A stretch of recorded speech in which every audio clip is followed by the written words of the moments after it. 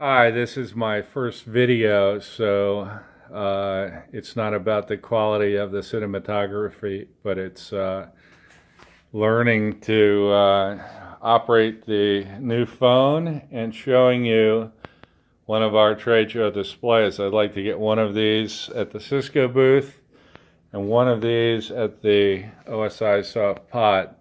This particular unit is our industrial skid level display. It is a flush mount 4.3-inch landscape PCAP waterproof touch panel, 480 by 272 resolution, and it comes on a nice stand that is very, very small footprint on a table. So consider this an electronic slideshow, one of those picture frames, except it's also got the capability of running on PoE, being waterproof, running advanced graphics, interacting with Modbus TCP. It can run client, server, and OPC if you want. Don't tell anybody, but it can talk directly to the Pi system without any other additional hardware. And we can run a full IEC 61131 PLC inside as well. Okay, so removing the back cover, you'll notice the hand-built light pipe that gives you a little heartbeat on the back. You have the two network indicators, which helps the service technician verify operation.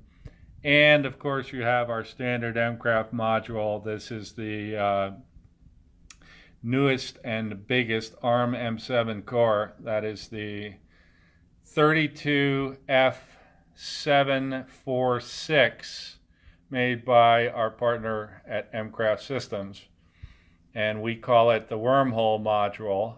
It is hardware if you put our software in this module. It is software if you license the technology from us. But the entire PoE PD design is a 3-chip solution. We have the world's most advanced PD solution. It supports the new IEEE 802.3 BT, 99.9 watts on a Cat6 cable with a maximum run of 100 meters. We've tested this on many devices, and it's pretty slick to troubleshoot and to assemble. And we have a supply chain through one of our partners at both MCraft for onshore, nearshore, and our mid-volume partner ProMate, who makes medical displays. So anyway, PoE is a very cool technology. You have power and data, which comes from my standard gigabit LAN, just like you have in your office. And this little module combines them. This is an example of an $11 module you can buy at Amazon. And then the X there is the old crossover cable, and that used to matter, but obviously it doesn't.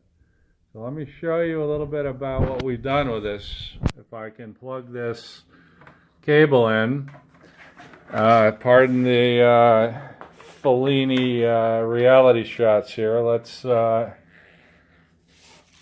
cheat a little and do it this way. As you'll see,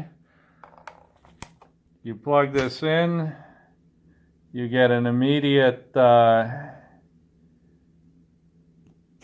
hang on. Okay, so let's try this again. I had the converter backwards. This is called a PoE injector, and I had it miswired. The nice thing about PoE is that it is self-healing, like a circuit breaker in a panel. You can't screw this up.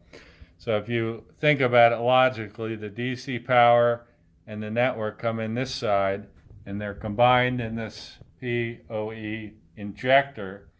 And the blue cable is now the PoE power and data.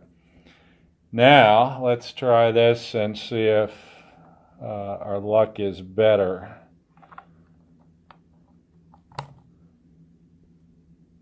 Okay, you immediately see a heartbeat light on the back, as well as the beginning of network activity, which will take a minute because we're booting some very powerful Linux in the background. So that's the back of the device, but from the point of view of a service technician, if that light is flashing like a heartbeat, the I/O processor is running and the system is not hung. When the network comes up, these lights should begin to show link and activity. So we'll get back to that in a minute. Let me take you around to the front.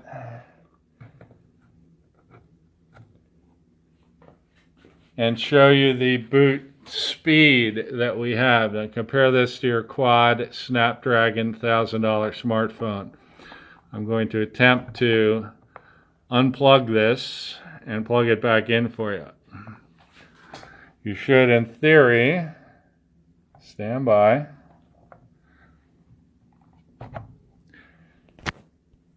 Okay, we're back. Now, if things go better this time, you will hear the speed between the click and the boot to video.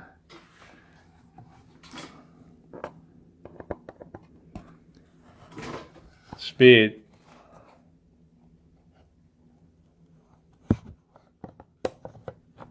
Instant boot to video.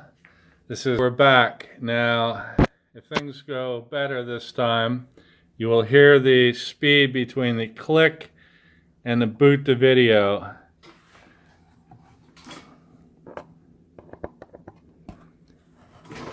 Speed.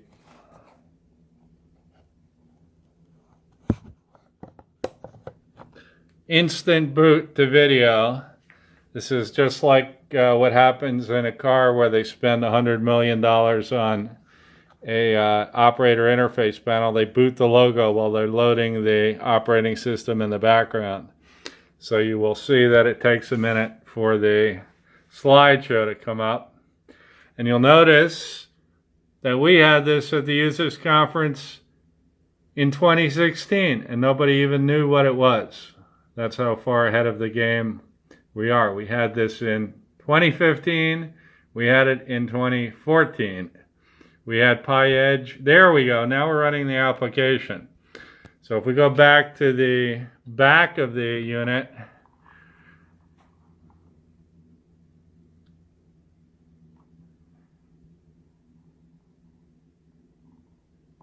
well, it looks like I have to talk to the software guys because the network activity lights are there, but they're not connected in software. Bad engineer. Bad. That's important for the service technicians. But all this is a slideshow showing some of our partners. So it is an electronic. Any competent network technician can install and troubleshoot this with the test tools that we will provide in minutes rather than hours. Moving this over on the right, I have one final comment on this. This is optically bonded and optimized, so it's sunlight readable with a very wide viewing angle. This is the display for trade show for our pretty 4.3-inch display. It was designed to replace a single gang lighting switch. We call it the Crestron Killer. So what you see here is display material representing 1/2-inch drywall, which I put up, and I have roughed in these devices. So I will show you the back in a minute. So here is our prototype rough-in single gang unit. And you'll see that if you look closely, there's a little bit of hand-built look for this, but the fragile surface mount components are encapsulated So here is our prototype rough-in single gang unit. And you'll see that if you look closely, there's a little bit of hand-built look for this, but the fragile surface mount components are encapsulated. There is a very high quality, this is the back of the unit, very similar to the earlier panel we showed you. It is the same electronics. This is my first attempt at encapsulation. So it ain't pretty and it's not straight, but production mechanical engineers that deal in volume can fix these problems. I'm the systems guy. But you'll see the LED sticking up out of the encapsulant. You'll see a programming dongle that accesses both processors and 2 console windows. That will be depopulated for production once the code is finalized. And the PoE 99.9 watt connector with internal magnetics. So anyone who's built their own home or has worked as a commercial electrician will know that what you've got is the drywall guys come in, they cut a big hole around the box that the electricians hang, and then they spray texture around the wall, and pretty much that's what we have here. Then you do what's called, that process is called electrical roughing. And in this case, the network guy would pull a Cat6, terminate it, and have it dangling back there through the hole, which is a much faster and less expensive procedure than running conduit to a line voltage wall switch. So what you see down here is the unit you saw before, getting ready to be installed, so stand by. So using the magic of video, I didn't waste your time threading those screws in, but this is how an actual electrician would install something like a Nest, insert laughter here, thermostat. You tighten the screws so the unit is snug, you slap your torpedo level on, and then you adjust the level till the bubble is in the middle. Stand by. Okay. That's close enough for government work. Snug the screws down, and then it's relatively protected unless the painter smashes it, in which case we'll happily sell you another one. Since I love shadow lighting as an effect, as you'll see in the final product, this is a bezel into which the display mounts flush, but as you can see, it's in paint. But it stands off from the back of the wall, and hence the reason for the textured paint. You'll see this when the painter gets done with it. So just kind of use your imagination, and I'll plug the display in and show you how it fits together. Okay, just assume the bezel is beautifully painted like your Mercedes and installed on this. And there is how the display looks sitting on your wall. Stand by and I'll see if it's actually somewhat close to the level. Okay, that's a build it at 3 in the morning tolerance problem. The mechanical engineers will fix that. Or I will fire them and get ones that will. Now the epoxy is hardened enough for us to mount the PLC. Those paying attention will see I still have to scrape the hot melt glue off from the prototype, but we'll get to that. Quick wire strain relief. I never trust the adhesive. I call these sticky backs, so we always put some dots of the high viscosity CA on. A quick tie wrap. $500 tensioning gun. Everyone should have one. And we're going to do a quick wire measure length. Tin, and hopefully it won't blow up. Close enough for trade show work. Back to the soldering station for a quick tin. These are spring terminals. Notice I marked the plus already. So there won't be too much smoke. Stand by. Okay, now we're wired up, ready for a final QC and smoke, stand by. Little shop tip, always unplug the glue gun immediately, otherwise you'll regret it when the flames start. Very good sign. Looking for an address. Power is on and no smoke. Now let me find the proper length cable if I have one. The cable gods were shining. The magic purple cable. We are breaking down to ship today's shipment to London. Boys, this is headed to California as soon as I find the MAC address on unit number 2. Thank you, Andy.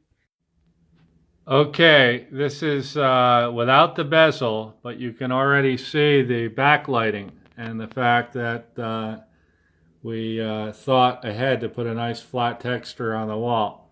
When you see this at night, it is stunning. By the way, I'd like to thank our partners at Crank who developed this application, which is fully functional. You'll see more in detail later. This is a washing machine controller, and the graphics and the user experience are as good as your $1,000 smartphone. Let me attempt to select something here while I need a photographer. But you select the cotton, you select then the temperature of the water, and then you start the machine. We can do this for a $1 million turbine. We can do this for a $10 million a year set of washing machines for Samsung or LG. Wouldn't that be a nice order? So it can also be a controller. Anyway, this is the pretty display, but it shows well at the trade show booth. Okay, just to talk about something real. The whole purpose of this trade show is to sell enterprise software. And the purpose of this demonstration is to assist as one of the OSIsoft partners in demonstrating their new connector, which can be embedded in the Cisco industrial router line, among other things. So to demonstrate, we're talking real Modbus TCP. Let me zoom in. This is something I had in inventory from a small automation company called Schneider Electric. We helped develop this and deploy it at IBM at high volume manufacturing in 1998 when we were laughed at that Ethernet will never replace the vacuum tube. The ODVA, the Open Device Net Association, laughed at us, but we were right, weren't we? And that was in 1998.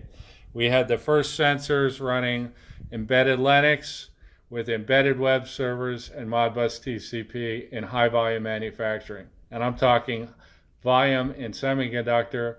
The downtime for a 3-hour outage was $35 million internal cost. So this one isn't pretty, but it will be when it ships today. And this is typical of a DIN rail control panel. That's all gone. This will be all PoE once I glue it back together with my soldering iron and chainsaw. This particular base is 16 in, 16 out, differential I/O, and it has a wide voltage range, 10 to 60, because it was designed for a Mercedes truck. And since nominal PoE voltage is 48, we use 54. The more voltage you push, the more power you get. And in this particular iteration, it's running off 12 volts because I can, and I have the parts in stock. But I'm going to pretty this up, and this will ship today to demonstrate that we can talk to a real automation controller. And all that's in here are two 4X registers. You set a bit, you get an output. You set a bit, you get an input. It's a proof that we can talk from the touch panel and set a 1, read over the industrial router, and turn on the light. That is automation. It's now being called Industry 4.0, but we were doing this in high volume manufacturing with Mark Fondel, who is now at Panduit, and Andy Swales, who developed the Modbus protocol to begin with and has worked for me as a consultant for many years on and off. Ported the Modbus 0 protocol to Modbus TCP. And a piece of trivia, what is modbus.org today was started by myself and John Conway from Schneider, who is now a senior VP based out of Sofia, France, because we needed an independent testing lab. So he threw $50K on the table, I threw $50K on the table. That was pocket change, and we started modbus.org. So if you wonder where all this came from, it came partly from our efforts. This used to be called Transparent Factory. And by the way, Mark Fondel was high up on the food chain. North Andover used to actually manufacture the original Modicon controller. And this controller, this is just a communication top hat, but the original controller was the M1E, and three rebels within Schneider built it in a year, and I'm the first early adopter, and I've never looked back from there. Ethernet rocks.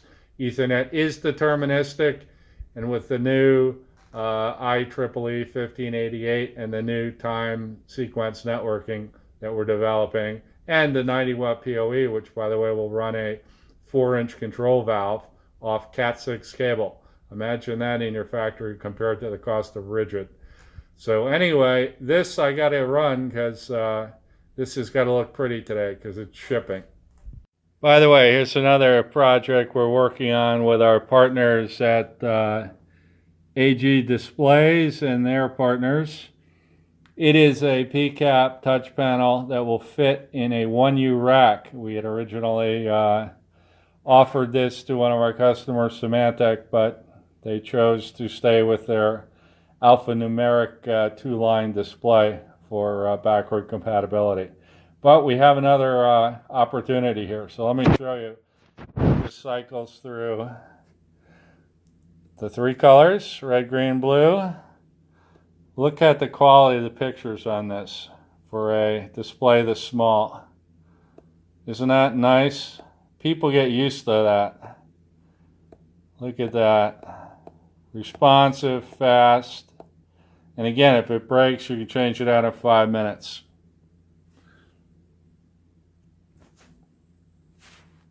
Just to put this in size perspective for you, that's a blank 1U rack panel. So we could actually put that in a 1U rack with room to spare. Not a lot, but enough. Now, since that customer was not interested in changing their design, we have another option when time permits. We have another small customer that has a front panel like this that has membrane and kind of hokey looking graphics. And we think we might be able to convince them to allow us to do a prototype and put that in there, in addition to making this a little more modern. They used to be Bell Labs, then Lucent, then Lineage Power, then they were purchased by GE Industrial, rebranded GE Critical Power, December 14th of last year, which I refer to as Black Wednesday, the entire $13 billion industrial silo, GE's core business, was put up for sale in their infinite wisdom.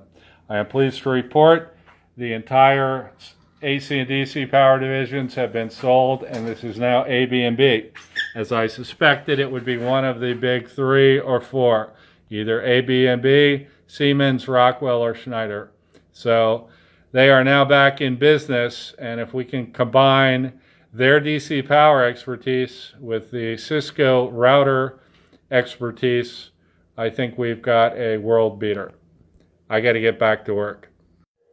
By the way, and if you like the fast boot into a static screen, watch this.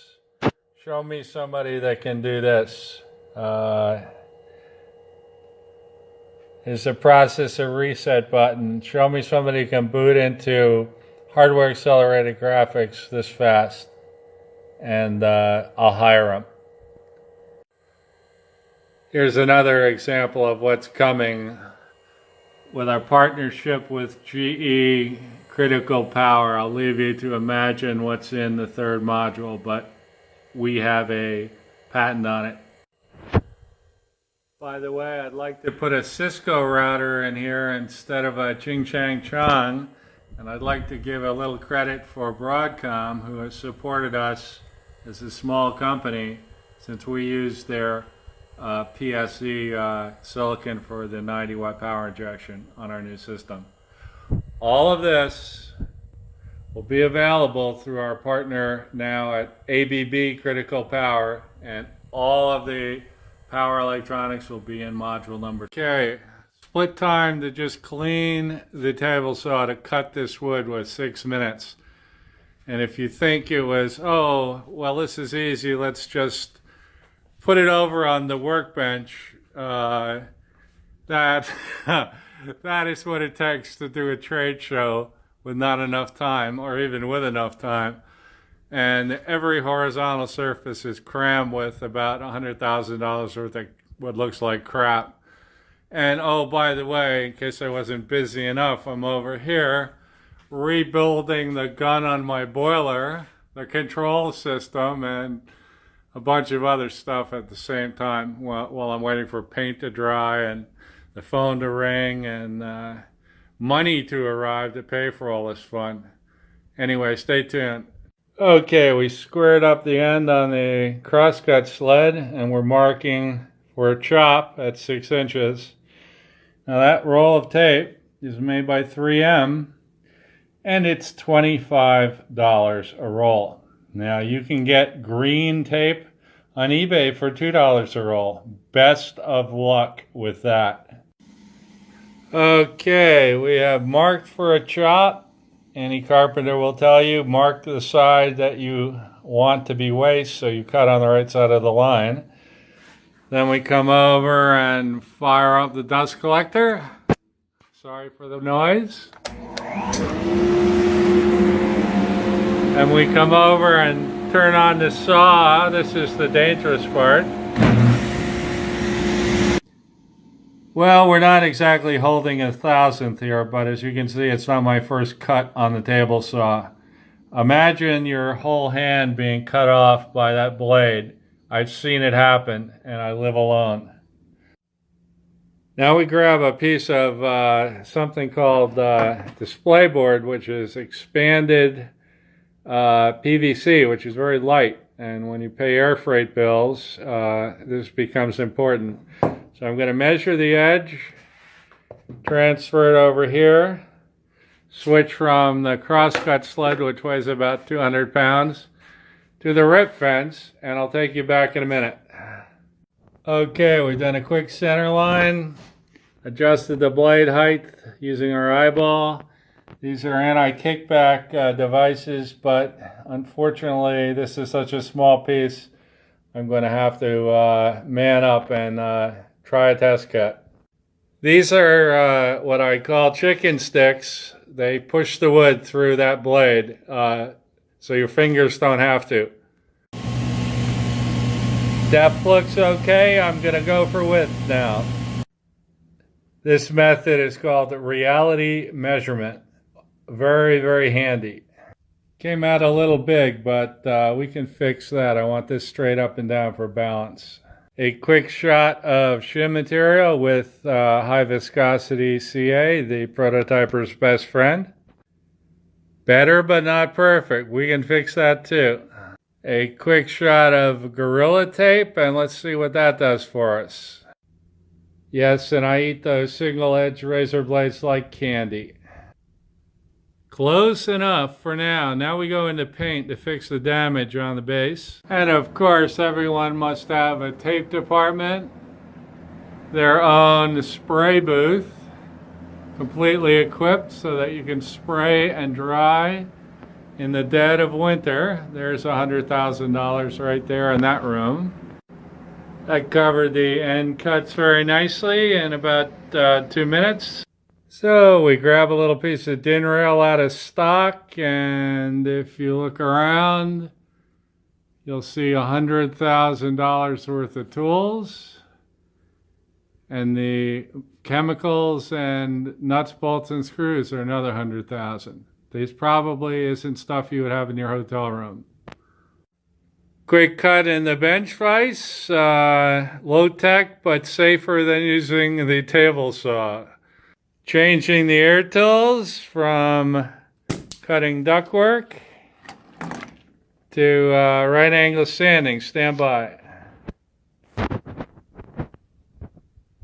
Okay, a little eyeball work to line things up. $25 engineer square and the Rapid Prototyper's next best friend. Stand by. So when you're in a hurry, nothing beats 5-minute epoxy except 5-minute epoxy in a better self-mixing dispenser. You'll see in another video. Stand by. This is something new I'm trying. It changes color to show you that it's mixed. I use bamboo sticks to do the mixing, though it creates air bubbles. Stand by. I'll take you back when we're done. Hey, it actually worked. Nothing worse than gluing something mission critical together and the epoxy won't kick because it's old or you didn't mix it enough. Okay, now we wait and hope. It's temperature dependent. Some of you may be asking why we don't use these screw holes. 2 reasons. Number one, the heads usually stick up and interfere with whatever you're snapping on the din rail. And number 2, screws won't hold in this expanded display board because it's too lightweight. They'll destroy it in shipping. Believe me, I've been down that road. I'll take you back. The secret to trade shows is parallel processing. While we're waiting for the epoxy to cure, I'm heating up the next best friend of the Rapid Prototyper, the hot melt glue gun. So by the time the epoxy's set, the glue gun will be ready. I'll now take you back. Time for a cup of coffee. Of course, while you're waiting for the epoxy to kick, you might as well put the rubber feet on so it doesn't slide around on the table. You can see I've done this once or twice. Pad to protect the finish. And don't lose any time. Time is money. There we go. That's one of my signatures right there. In case you're wondering about what this is, that is door trim for my house made out of cherry. And I'll show you what it looks like because I make all my own cabinets at home. That's what it looks like before I have my way with it. I just happen to have some in inventory. Okay, our little test stick is confirmed. The epoxy has started to kick, which allows us to do light assembly. The din rail won't slide, but it's not strong enough to snap on the PLC yet, so I'll work on the back while I'm waiting. Okay, so that's pure eyeball on the back of the board. We want the PoE going down, so the cable is unobtrusive. Stand by. Now we wait. Quick bead on the side. Quick little dab here. And I'm going to plan my next move. Stay with me. Time to get out the wire stretcher. And since plus and minus is very important to not blowing up the $1,000 I/O base, and I have no wire, I'm going to sacrifice these Radio Shack clip leads to the demo gods. You can fool around with toy strippers, but for PVC stranded wire, this tool is rocket science. When you get into military and Teflon, it's a different world. That took all of 5 seconds to cut and strip to the exact length with the same tool. So, quick reality check on polarity. Stand by. Quick test using the big boy system, which I know works. You see it's trying to negotiate, but I was able to determine polarity. Quick trip to the soldering station for some wire stretching. Okay, let me take a fast look for some heat shrink. I think I'm out.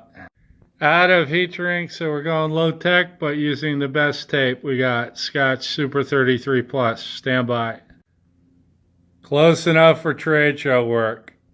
Now the epoxy is hardened enough for us to mount the PLC.